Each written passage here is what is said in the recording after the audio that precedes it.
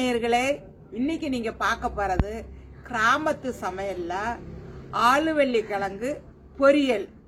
அதுக்கு தேவையான பொருள்கள்: ஆலுவள்ளி கிழங்கு பட்டையை எடுத்துட்டு சீச்சி வச்சிருக்கேன், சின்ன வெங்காயம், உப்பு, பச்சை மிளகா, உளுந்தம்பருப்பு, பெருங்காய பொடி, துருகின தேங்காய், தேங்காய் எண்ணெய், கருவேப்பிள்ளை. பார்க்க போலாமா?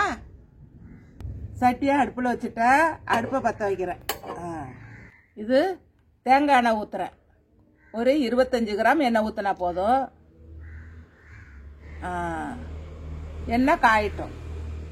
எண்ணெய் காஞ்சிருச்சு. கொஞ்சம் கடுகு உளுந்தம்பருப்பு போடுறேன். பொரியட்டும் நல்லா. இப்போ கடுகு நல்லா பொரியுது. கடுகு உளுந்தம்பருப்பு பொரிஞ்சு அமர்ந்த பிறகு வெங்காயத்தை கொட்டணும். நல்லா அமர்ந்துருச்சு. இப்போ வெங்காயத்தை கொட்டுறேன். வெங்காயம் ஒரு 50 கிராம் போட்டுக்கணும். அதுலேயே பச்சை மிளகா, 2 பச்சை மிளகா. இது நல்லா வதங்கட்டும்.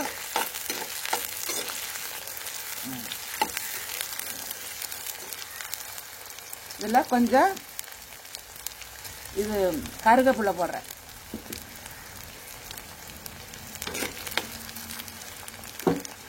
அதில் கொஞ்சம் 1 ஸ்பூனு பெருங்காய பொடி போடுறேன். இதில் ஒரு கிண்டு விட்டுட்டு இந்த ஆலுவள்ளி கிழங்கு நல்லா பட்டையை எடுத்துட்டு சீவி வச்சிருக்கிறேன். இதையும் அதில் கொட்டுறேன். இது ஒரு 200 கிராம். அதையே கிண்டி விட்டுக்கிட்டே இருக்கணும். அடுப்பை சிம்மில் வச்சுங்க. இப்போ நல்லா வதங்கிருச்சு. அதில் கொஞ்சம் உப்பு தேவையான அளவுக்கு போட்டுக்கிட்டா போதும், ரொம்ப போட வேணாம். அதுலேயே கொஞ்சம் ஒரு 1/4 கிளாஸ் தண்ணியை, சும்மா கொஞ்சோண்டு தண்ணி, அப்படி ஒரு 1/4 கிளாஸ். அவ்வளோதான். அதை அப்படியே இந்த தண்ணியில் சிம்மிலே வச்சுங்க அடுப்பை. ஒரு சின்ன கிளாஸில் 1/4 கிளாஸ் ஊற்றினா போதும். அப்படியே மூடி வச்சிட வேண்டியது.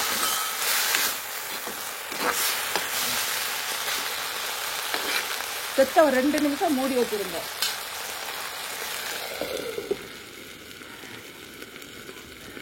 இப்போ 5 நிமிஷம் ஆயிடுச்சு. அது சிம்மிலையே வச்சுங்க. அவ்வளோதான், நல்லா வெந்துருச்சு. பார்த்தீங்களா? சூப்பராக இருக்கும். இதுலேயே தேங்காய் பூ கொஞ்சம் திருவி வச்சுருக்கேன், அதையும் போடுறேன்.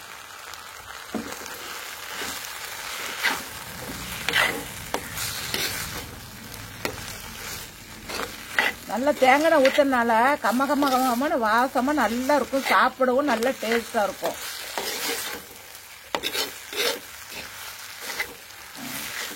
அவ்வளோதான், நல்லா வெந்துருக்கு.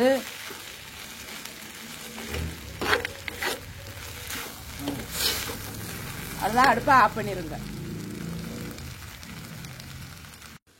நல்லா ரெடி ஆயிடுச்சு. பார்த்தீங்களா? சூப்பராக இருக்கு. நான் கொஞ்சம் சாப்பிட்டு பார்க்குறேன். அதில் சாப்பிட்டு பார்க்குறேன்.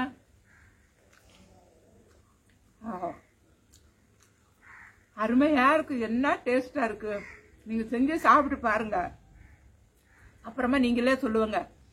கிழங்க நம்ம அவிச்சு கொடுத்தோம்னா பிள்ளைய திங்காதுங்க. இது மாதிரி செஞ்சு கொடுத்தோம்னாக்கா சோத்துல போட்டு நல்லா பிணைஞ்சு கொடுத்தா நல்லா சாப்பிடுவாங்க. நல்லா இருக்கும். நல்லா சாப்பாட்டுக்கு நல்லா சமைச்சு சாப்பிடலாம். தயிர் சாதம், ரசம், சாம்பார் எது வச்சுக்காலும் இது இந்த மாதிரி பொரியல் பண்ணி சாப்பிட்டீங்கன்னா அவ்வளோ ஒரு ருசியாக இருக்கும். கொண்ட சும்மா வெறும் வாயிலே தின்றலாம். நல்லா டேஸ்டாக இருக்குது. தேங்காய் எண்ணெயில் ஊற்றினா கமகமன்னு மணக்கும்.